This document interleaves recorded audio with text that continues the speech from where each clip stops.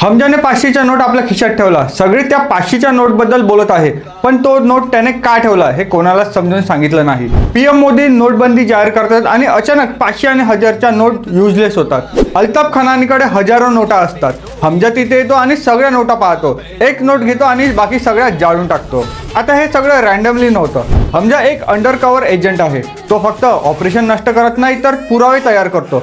तो एक नोट म्हणजे सॅम्पल होता, हे तपासण्यासाठी की बनावट नोट खरी नोट सारखी किती जवळ आहे, कोणते सिक्युरिटी फीचर्स कॉपी केले आहे आणि हे नेटवर्क किती धोकादायक आहे. कारण भारतीय चलनात अनेक सिक्युरिटी फीचर्स असतात. जर बनावटी नोट्स त्यापैकी बहुतेक फीचर्सशी जोडत असतील तर याचा अर्थ त्या इतक्या परफेक्ट आहे की फरक ओळखणेही कठीण आहे.